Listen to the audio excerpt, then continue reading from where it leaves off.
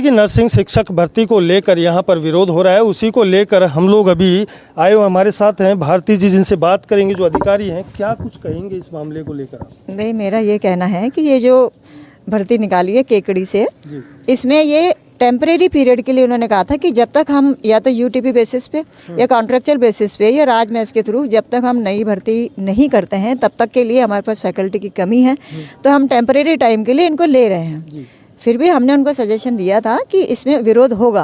उन्होंने कहा विरोध होगा तो सही, लेकिन जब तक हमारा, क्योंकि बच्चे क्या सेंटर छोड़ के जा रहे हैं दूसरे सेंटर्स पे, तो वो लॉस हो रहा है, सीटें खाली हो रही हैं, इसलिए उन्होंने टेम्परेरी बेसिस पे ये निकाला था।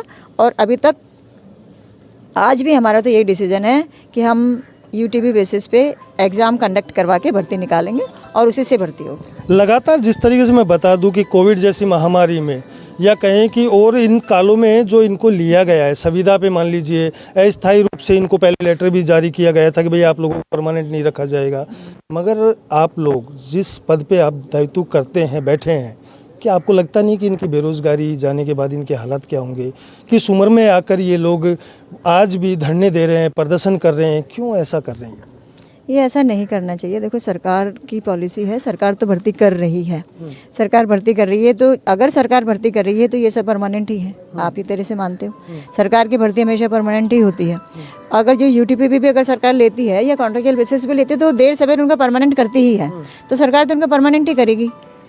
तो अभी जो नर्सिंग शिक्षक भर्ती को लेकर जो ये विरोध कर रहे हैं, उसको भर्ती होगी, एग्ज़ाम कंडक्ट करवाएंगे, एग्ज़ाम बेसिस पे जो भर्ती होगी उस पर जो हम लेंगे वो भी आगे जाके परमानेंट ही होने हैं और होंगे। अच्छा, चलिए, ये थे लगातार, मैं बता दूं हमारे साथ और युवा भी हैं जो यहाँ पर इस चीज़ का लेकर विरोध कर रहे थे। उन्हीं से हम एक एक करके बात करेंगे यहाँ पर कि क्या कुछ मामला है। मगर भारती, जो कि रजिस्ट्रार यहाँ पर अधिकारी हैं, मैं बता दूं नर्सिंग काउंसलिंग के अंदर, वो नर्सिंग शिक्षक जो भर्ती निकाली गई है उसी का विरोध करने यहाँ पर जो युवा छात्र संघ पहुँचा है, उन्हीं से हम बात करेंगे। क्या कुछ मामला है, आप बताओ। नमस्कार सर, आज राजस्थान नर्सिंग काउंसिल के द्वारा एक केकड़ी में राजकीय मॉडल नर्सिंग कॉलेज है, जिसमें नर्सिंग शिक्षकों की जो भर्ती निकाली गई थी, उस भर्ती में सरकार ने और अधिकारियों ने एक बड़ा मज़ेदारी नियम बनाया कि भाई सेवानिवृत्त कर्मचारियों को लिया जाए।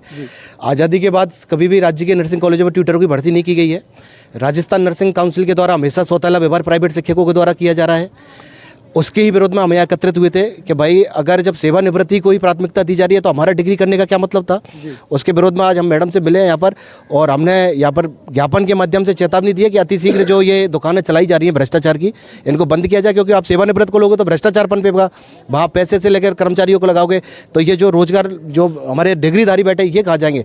आज PhD करके अगर कोई आदमी 15 लाख रुपये अपने पैसे लगाता है डिग्री के अंदर और वो 20,000 रुपये की नौकरी करता है कॉलेज के अंदर, वो कहाँ जाएगा? वो किस मुँह से मतलब समाज के सामने जाएगा? अपने परिवार का लालन पालन कैसे करेगा? दूसरा, अभी राजस्थान नर्सिंग काउंसिल में एक और परिपाटी चालू हुई थी कि भाई प्राइवेट शिक्षकों को बराबर हकदार नहीं दिया जाता है इसका। तो मैं बताता हूँ कि यहाँ पर जो ऑपरेटर लगते हैं, तो शायद मुझे लगता है कि जो बेरोजगारों का रजिस्ट्रेशन होता है उसके जो ब्याज आता है उसके आधार पर इनको सैलरी दी जाती है। तो नर्सिंग काउंसिल को तो हम चला रहे हैं, तो उसी सिलसिले में भी हमने मैडम से बात किया है कि प्राइवेट शिक्षकों को भी उनका समानता का अधिकार दिया जाए। मैडम ने भी बार बार अभी बोला है कि यहाँ पर इनको पूर्ण रूप से सहायता दी जाएगी, या जिस तरीके से है कि इनके लिए बात करके वो पूरा इनको मैनेज करेंगे किसी भी तरीके से। तो इसको लेकर आप क्या कहेंगे? बिल्कुल, हम अभी काफ़ी संगठनों से यहाँ पर पधारे हुए थे और मैडम के सामने वार्ता रखी। मैडम से हमारा एक ही निवेदन था कि मैडम हमारी अनुशंसा करें, क्योंकि हमारे नर्सिंग काउंसिल के आप हेड हो।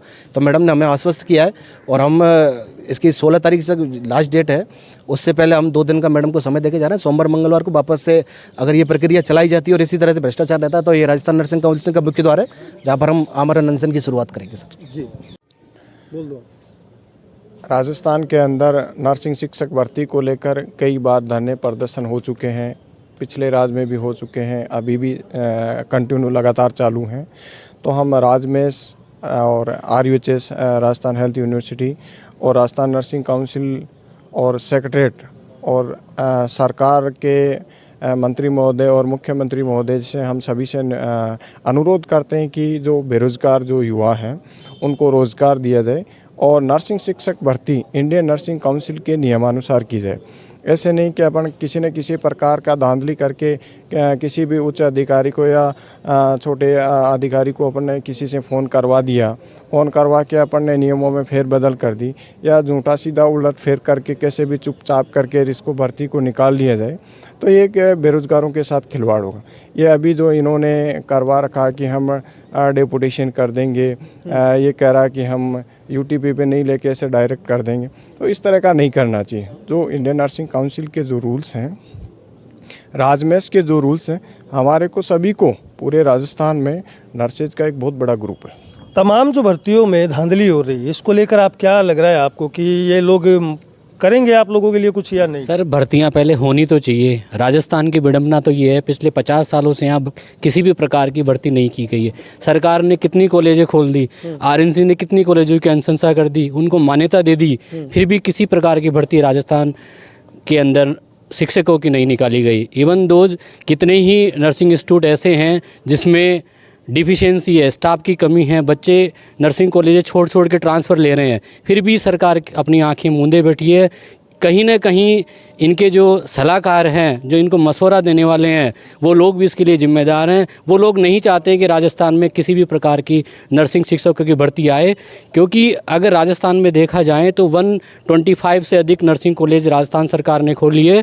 ये अच्छी बात है, नर्सिंग कॉलेजें खुली, पर ये दुखी और दुखद बात है कि जो नवयुवक हैं, जो एमएससी नर्सिंग, बीएससी नर्सिंग और पीएचडी करके बैठे हैं, उनके लिए सरकार कोई किसी भी प्रकार की वैकेंसी नहीं ला रही है। और ये पीड़ा है, ये खिलवाड़ है इन लोगों के साथ में जो एमएससी नर्सिंग की डिग्रियां लेके बैठे हैं और राजस्थान नर्सिंग काउंसिल में अपना रजिस्ट्रेशन करा रहे हैं। इसी उम्मीद से रजिस्ट्रेशन कराते हैं कि कभी न कभी उनको भर्ती प्रक्रिया में शामिल किया जाएगा, किंतु राज्य सरकार ने अपनी आँखें मूंद रखी है, राजस्थान काउंसिल ने अपनी आँखें मूंद रखी है, और जो सेक्रेटरीट और राजमेश जिम्मेदार है, उन्होंने सबने अपनी आंखें मूंद रखी है। मैं डॉक्टर ओम प्रकाश स्वामी, अध्यक्ष ग्लोबल फाउंडेशन, राजस्थान सरकार से निवेदन करता हूं, जो शिक्षकों की भर्ती की कमी है, जितने भी नर्सिंग कॉलेजों में पद खाली पड़े हुए हैं, स्वीकृति आपने दे दी है, पर इनको जल्दी से जल्दी भरा जाए, जिससे कि राजस्थान के युवा नवयुवक बेरोज़गार हैं वो भर्ती में अपना पद ले सके और वो आपको धन्यवाद ज्ञापित कर सके। भजनलाल, सरकार जो मैं बता दूं कि चुनाव से पहले तमाम वादे थे। बेरोजगारी नहीं सहेगा राजस्थान, दलितों के साथ अत्याचार नहीं सहेगा राजस्थान, युवाओं के साथ अत्याचार नहीं सहेगा राजस्थान। तमाम वादे कहीं न कहीं धरातल पर फेल होते नजर आ रहे हैं। आखिरकार वोट को लुभाने के लिए चंद बातें ये ज़मीनी स्तर पर जाकर छोड़ जाते हैं, मगर सरकार बनने के बाद कहीं न कहीं भूल जाते हैं उन वादों को। और भूले तो क्यों नहीं भूले, क्योंकि तमाम करोड़ों रुपए के जो बजट पेश होते हैं वो बजट इनकी जेब भरने के काम आता है, ना कि जनता के हित में कहीं काम आता है, और ना ही किसी युवा के रोजगार हित में काम आता है। आखिरकार युवा जाए तो कहाँ जाए?